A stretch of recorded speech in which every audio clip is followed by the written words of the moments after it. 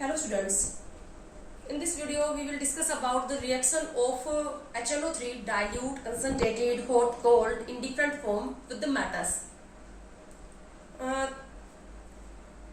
Matters, we have to categorize the matters in three category to discuss the reaction of matters with HNO3. Matter को हम 3 category में divide करेंगे HNO3 के साथ reaction करने के लिए, क्योंकि जो डिफरेंट कैटेगरी की जो मेटल्स हैं वो HNO3 के साथ डिफरेंटली रिएक्ट करेंगी। तो 3 कैटेगरी बना लेते हैं मेटल्स की। सबसे पहली जो कैटेगरी है, those metals which are more reactive than hydrogen.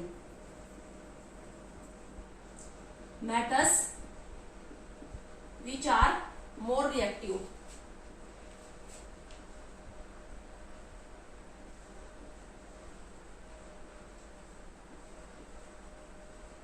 Then hydrogen. Second हम कैटेगरी ले लेते हैं, metals which are less reactive than hydrogen.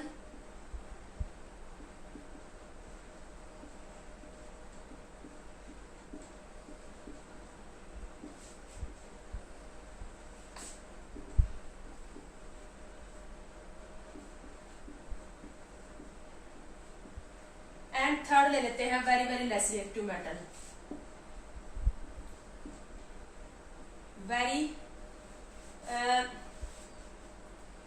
Very less reactive या नोबल मेटल ले लेते हैं। इसका नाम ले देते हैं नोबल मेटल्स। अब देखो, जो नोबल मेटल है उसमें हमें 2 ही मेटल को कंसीडर करना है। कौन कौन सी है नोबल मेटल्स के एग्जांपल हमारे पास? गोल्ड और प्लैटिनम। अब जो मेटल हाइड्रोजन से लेस रिएक्टिव वो 3 याद रखनी है। हाइड्रोजन से लेस रिएक्टिव मेटल 3, इसके एग्जांपल कौन कौन से हो जाएंगे? सिल्वर, मरकरी और कॉपर। यहाँ पर 3 मेटल आपको याद रखनी है। और बाकी जो मेटल बच गई वो सारी फर्स्ट कैटेगरी में आ जाएंगी, क्योंकि ज्यादातर जो मेटल है वो हाइड्रोजन से क्या है? मोर रिएक्टिव है। ठीक है, तो जो रिमेनिंग मेटल है, इन 5 मेटल को यहाँ पर याद रखो।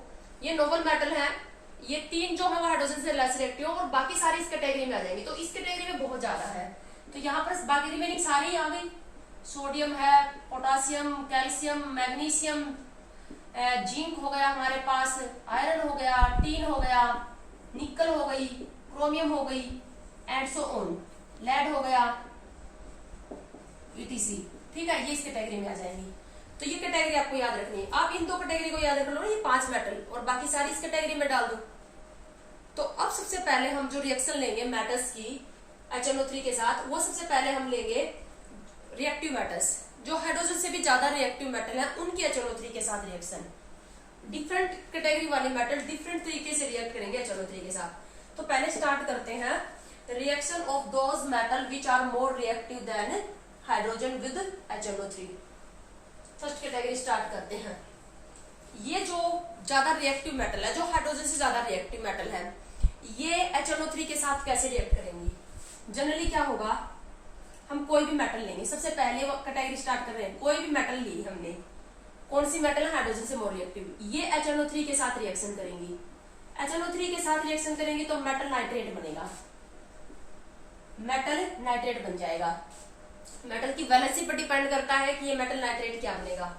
प्लस साथ में निकलेंगे नेसेंट हाइड्रोजन। यही याद रखना आपको तरीका।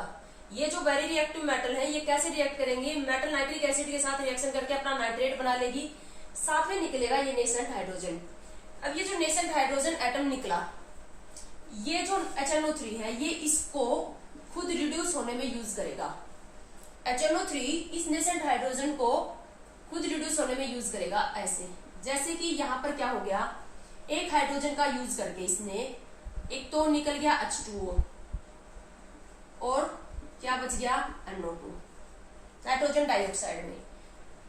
तुम लोगों ने छोटी क्लासेस में सुना होगा कि मेटल डाइल्यूट एसिड के साथ, डाइल्यूट HCl, डाइल्यूट H2SO4 या HNO3 को छोड़कर बाकी सभी डाइल्यूट एसिड के साथ रिएक्ट करके हाइड्रोजन गैस देती हैं। सुना होगा तुम लोगों ने। सारी तो नहीं देती, बट ये जो रिएक्टिव मेटल्स हैं, जो हाइड्रोजन से ज्यादा रिएक्टिव मेटल है, जो हाइड्रोजन से ज्यादा रिएक्टिव मेटल है वो सभी HNO3 को छोड़कर सभी डाइल्यूट एसिड के साथ हाइड्रोजन गैस देते हैं, बट HNO3 के साथ हाइड्रोजन गैस नहीं देती। 10th क्लास का बहुत ही इंपॉर्टेंट क्वेश्चन है ये। तो कारण क्या है, यहाँ हाइड्रोजन गैस क्यों नहीं निकलती HNO3 के केस में? क्योंकि HNO3 एक ऑक्सीडाइजिंग एजेंट है। दो हाइड्रोजन एटम आपस में इससे पहले कंबाइन करके हाइड्रोजन गैस बने, इससे पहले ही क्या होता है, ये हाइड्रोजन को खुद कंज्यूम कर लेती है अपने आप को रिड्यूस करने में। यही कारण है ना, क्योंकि HNO3 खुद क्या कर लेगी, इस नेसेंट हाइड्रोजन एटम को यूज कर लेगी खुद रिड्यूस होने में। ठीक है, तो इसकी जो रिड्यूस्ड फॉर्म है, अगर ये एक हाइड्रोजन लेती है, HNO3 अगर एक हाइड्रोजन लेगी तो यहाँ पर क्या हो जाएगा, एक हाइड्रोजन इसका और एक हाइड्रोजन H2O निकल जाएगा, एक ऑक्सीजन, तो NO2 नाइट्रोजन डाइऑक्साइड गैस बन गई। और अगर इसको ज्यादा हाइड्रोजन मिल जाए, ये डाइल्यूशन पर डिपेंड करता है, कंडीशन पर डिपेंड करेगा कि ये अपने आप को कहाँ तक रिड्यूस करेगी। ज्यादा हाइड्रोजन मिलेंगे, ज्यादा वाटर मिलेगा। अगर ज्यादा डाइल्यूट कंडीशन करोगे तो इसको ज्यादा हाइड्रोजन मिलते जाएंगे, और ज्यादा हाइड्रोजन मिलते जाएंगे तो ये आगे ज्यादा रिड्यूस होती जाएगी। प्रेजेंट केस में तो ये +5 से किसमें चली गई, +4 में। अगर इसको 2 हाइड्रोजन दे दें, 2 हाइड्रोजन, इस NO2 को अगर 2 हाइड्रोजन और दे दें तो ये क्या हो जाएगा, H2O निकल जाएगा एक और क्या बच गया पीछे, 2 हाइड्रोजन और एक ऑक्सीजन, यहां से H2O निकल गया। अब क्या बच गया, नाइट्रिक ऑक्साइड, यानी कि +2 में चला गया। यहाँ +5 से +4 से और भी ज्यादा रिड्यूस होके किसमें कन्वर्ट हो गया, नाइट्रिक ऑक्साइड में। और अगर इसको और भी ज्यादा हाइड्रोजन मिल जाए, अगर हम इसको दे दें 5 हाइड्रोजन और दे दें, तो क्या होंगे, यहाँ पर 2 हाइड्रोजन यहाँ पर और एक इसका ऑक्सीजन H2O निकल जाएगा। 2 हाइड्रोजन यहाँ से और एक ऑक्सीजन H2O निकल जाएगा। 3 हाइड्रोजन और एक नाइट्रोजन क्या बन जाएगी, अमोनिया। अब अमोनिया में नाइट्रोजन की ऑक्सीडेशन स्टेट है -3, ये हाईली रिड्यूस्ड फॉर्म में आ चुकी है। -3 लोवेस्ट ऑक्सीडेशन स्टेट है नाइट्रोजन की, -3 से +5 तक। ठीक है, तो इससे ज्यादा तो रिड्यूस नहीं हो सकती ना। यानी कि अब देखो HNO3 की ये सारे रिड्यूस्ड फॉर्म है, NO2, NO, NH3। ठीक है, ये कहां पर आके रुकेगी, कितने हाइड्रोजन लेगी, मतलब NO2 की फॉर्म में बनेगी या NO या NH3 की फॉर्म में बनेगी। ये किस पर डिपेंड करता है, रिएक्शन कंडीशन। एक तो टेम्परेचर पर डिपेंड करता है, ये टेम्परेचर पर डिपेंड करेगा। टेम्परेचर यानी कि हमने टेम्परेचर लो दे रखा है, कोल्ड कंडीशन दे रखी है या हॉट कंडीशन दे रखी है। दूसरा ये किस पर डिपेंड करेगा, रिएक्शन कंडीशन डाइल्यूट है या कंसंट्रेटेड है या डाइल्यूट है, इस पर डिपेंड करेगा। जनरली जितना डाइल्यूट करते जाएंगे उतनी ही ज्यादा ये क्या होती जाएगी, मोर एंड मोर रिड्यूस होती जाएगी। ठीक है, अगर कंसंट्रेटेड होगी तो NO2 तक रुक जाएगी। कंसंट्रेटेड HNO3 हमेशा किसमें कन्वर्ट होगी, NO2 में ही कन्वर्ट होगी, चाहे वो नॉन मेटल के साथ रिएक्शन करे, चाहे कंपाउंड के साथ रिएक्शन करे, चाहे वो मेटल के साथ रिएक्शन करे। ठीक है, अगर कंसंट्रेटेड HNO3 है तो यहीं तक रुक जाएगी, लेकिन अगर डाइल्यूट है तो ये आगे की कंडीशन आ जाएंगी। और किस पर डिपेंड करती है, मेटल की रिएक्टिविटी, मेटल के नेचर पर भी डिपेंड करती है, मेटल के नेचर पर भी डिपेंड करेगी कि मेटल हाइड्रोजन से मोर रिएक्टिव मेटल के साथ रिएक्शन हो रही है, हाइड्रोजन से लेस रिएक्टिव के साथ, तो मेटल के नेचर पर भी डिपेंड करेगी। ठीक है, तो आपको ये बात याद रखनी है। हम क्या पढ़ रहे हैं, जो मेटल हाइड्रोजन से भी ज्यादा रिएक्टिव, वेरी रिएक्टिव मेटल्स की नाइट्रिक एसिड के साथ रिएक्शन तो कैसे करती हैं, ये पहले नेसेंट हाइड्रोजन लिबरेट करेंगी। मेटल अपना नाइट्रेट बना लेगी, नेसेंट हाइड्रोजन जो लिबरेट होगा वो नेसेंट हाइड्रोजन HNO3 क्या करेगी, खुद रिड्यूस होने में इसको यूज करती जाएगी। एक हाइड्रोजन यूज करके एक वाटर निकालेगी NO2, 2 और हाइड्रोजन मिल जाएंगे तो एक और H2O NO, और 5 और मिल जाएंगे तो NH3। अब आपको क्या याद रखना है, अब मैं आपको बताऊंगी कि इनमें से क्या बनेगा कब। अगर यहाँ पर देखो तुम, HNO3 ने अमोनिया तक जाने में कितने हाइड्रोजन का यूज कर लिया। अगर इसको हम एक ही स्टेप में लिखना चाहें, ये रिएक्शन तो अब 3 स्टेप में हुई है, एक ही स्टेप में लिखना चाहें तो HNO3 ने अमोनिया तक जाने में कितने हाइड्रोजन यूज किए, 5, 7, 8 हाइड्रोजन एक साथ दे देते हैं हम इसको। अच्छा, कितने वाटर निकले, 1, 2, 3 तो वाटर निकल गए और एक बन गई अमोनिया। ठीक है। ये अगर हम इसको एक ही स्टेप में लिखना चाहें यहाँ तक, हाईली रिड्यूस्ड, अगर बहुत डाइल्यूट कंडीशन दे रखी है आपने तो HNO3 डायरेक्ट किस में कन्वर्ट हो जाएगी, 8 नेसेंट हाइड्रोजन का यूज करके 3 वाटर मॉलिक्यूल रिलीज करेगी और एक अमोनिया बन जाएगी। ठीक है। अब अमोनिया तो बेसिक है और HNO3 एसिड है, तो ये जो अमोनिया बना ये एज इट इज नहीं रहेगा। क्यों? क्योंकि एसिड बेस की रिएक्शन भी होगी यहाँ पर, ये बेस है और ये एसिड है, तो यहाँ पर क्या बन जाएगा, सोल्ट बनेगा। H पॉजिटिव आयन रिलीज कर देगा, ये H पॉजिटिव आयन गेन कर लेगा, तो H पॉजिटिव आयन क्या इसके पास क्या हो जाएगा, H4 positive NO3 negative, ammonium nitrate बन जाएगा। ये बात आपको याद रखनी है। अमोनिया जो बनी वो HNO3 के साथ रिएक्ट करके सोल्ट बना लेगी अमोनियम नाइट्रेट। ठीक है। अब अमोनियम नाइट्रेट अगर हम अमोनियम नाइट्रेट को गर्म कर देते हैं, अगर हॉट कंडीशन दे रखी है तो अमोनियम नाइट्रेट टूट जाएगा। अगर हमने हॉट HNO3 के साथ रिएक्शन ले रखी है, हॉट और डाइल्यूट HNO3 के साथ रिएक्शन करवा रहे हैं, तो अमोनियम नाइट्रेट टूट जाता है। जब अमोनियम नाइट्रेट डिकम्पोज होता है तो मैंने आपको बताया था, अमोनियम नाइट्रेट डिकम्पोज होगा तो देखो एक तो वाटर निकाल दो, 2 तो वाटर निकल जाएंगे, 4 हाइड्रोजन है तो 2 वाटर निकल जाएंगे, 4 हाइड्रोजन और क्या हो गए 2 ऑक्सीजन, क्या बच गया N2O, नाइट्रस ऑक्साइड गैस निकल जाएगी, लाफिंग गैस का कंस्टिट्यूएंट है, तो नाइट्रस ऑक्साइड गैस यहाँ पर निकल जाएगी। ये इतनी बातें आपको याद रखनी है।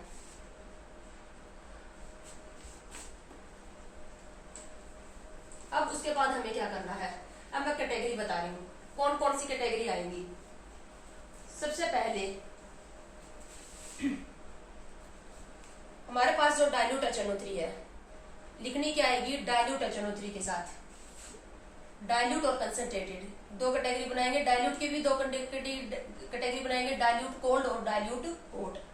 तो सबसे पहले हम कैटेगरी स्टार्ट करते हैं reaction of metals with dilute HNO3। Arrow के ऊपर लिखा है ये डाइल्यूट HNO3। अब डाइल्यूट HNO3 के बेटा 2 केस बनेंगे, एक होगा कोल्ड डाइल्यूट HNO3 और जो दूसरा केस होगा वो होगा हॉट डाइल्यूट HNO3।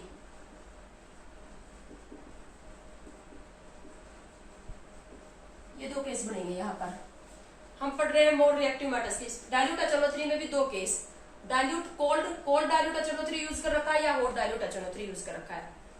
ठीक है। कोल्ड डाइल्यूट HNO3 के साथ क्या करोगे, मेटल जो होगी वो HNO3 कौन सी फॉर्म में ले रखा है, कोल्ड, और कौन सा ले रखा है, डाइल्यूट के साथ रिएक्शन करके अपना नाइट्रेट बना लेगी।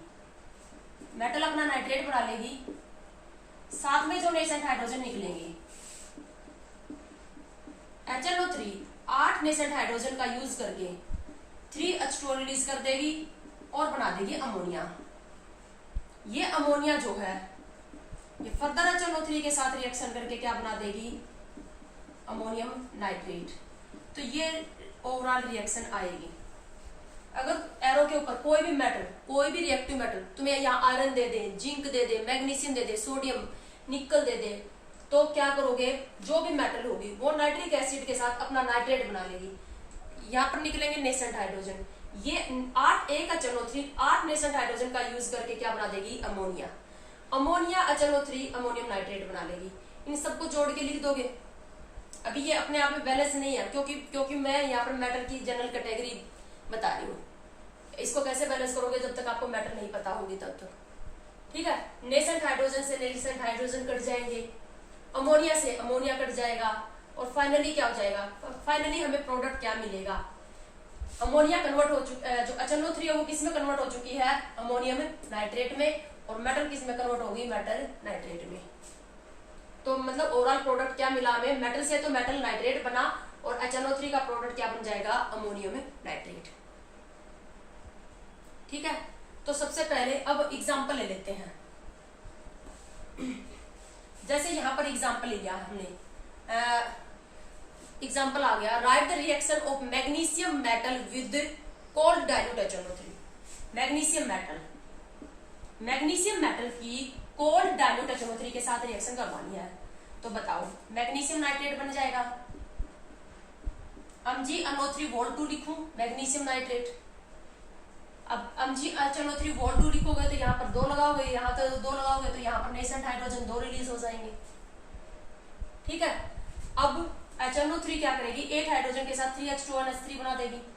अब ये रिएक्शन अपने आप में बैलेंस है, वो अपने आप में बैलेंस है, लेकिन यहाँ नेसेंट हाइड्रोजन 8 है और यहाँ नेसेंट हाइड्रोजन कितने हैं, 2 है।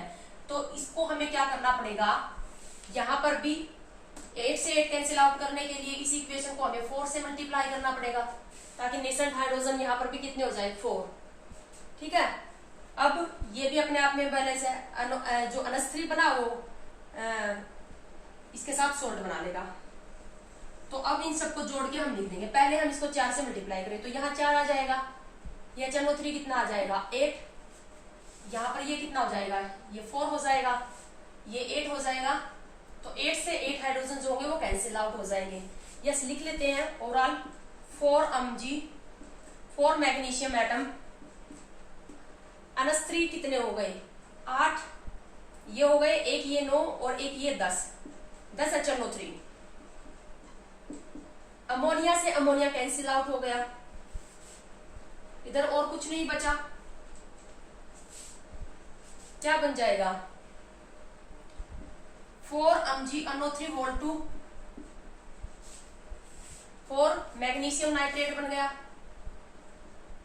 3H2O बन गया, प्लस अमोनियम नाइट्रेट बन गया। तो ये ओवरऑल इक्वेशन आ गई हमारे पास। मैग्नीशियम मेटल HNO3 कौन सी है, ये HNO3, yes, cold dilute. Metal खुद कन्वर्ट होगी किसमें, मेटल नाइट्रेट में, मैग्नीशियम कन्वर्ट होगी मैग्नीशियम नाइट्रेट में, HNO3 कन्वर्ट होगी अमोनियम नाइट्रेट में। ठीक है,